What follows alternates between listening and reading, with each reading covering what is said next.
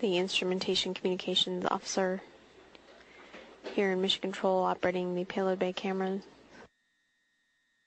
with reflections in the camera lens as it looks past the Space Shuttle Atlantis. Digital downlink. We do see that. Okay. That's looking out in front of the orbiter. Okay, we're seeing 3 or 4 objects. Can you confirm that it's just the one that's actually moving? The other ones are just reflections? No, there are 3 objects. The one you see 2 rings right there. They're the ones we kind of had the late tally-ho on. The one down the bottom, that was the one we initially saw that appeared to be foil. So we've got like 2 rings and then the piece of foil. The piece of foil seems to be further in front with the grounding strap on. It seems to be further in front of the other 2, and the other 2 seem to be about the same equidistant from both us and the forward one.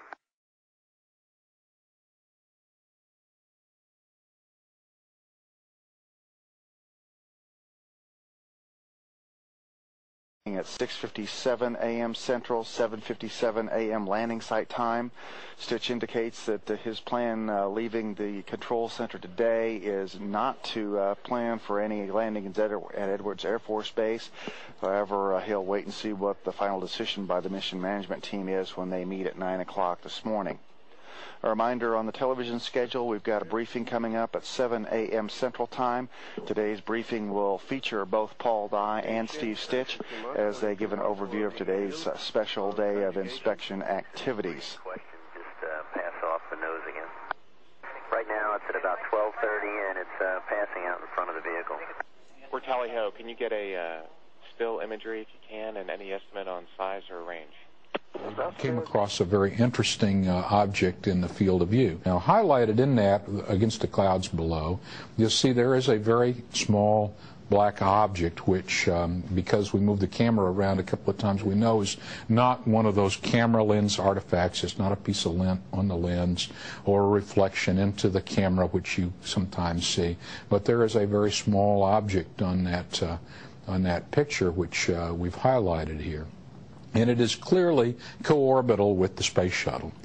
And we took a look at it, and there frankly is not enough resolution in this camera shot or in these television cameras, which are focused at infinity to look at the ground, to tell what that is.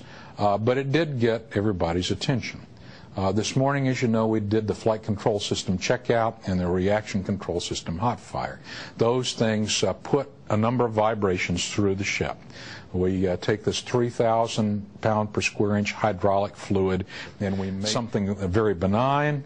It could be that piece of shim stock that we showed early in the flight was hanging on by a thread on the underbelly.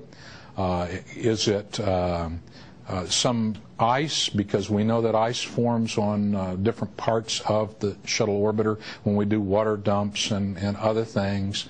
Is it something benign like that, which we have seen before, or is it something more critical that we should pay attention to? So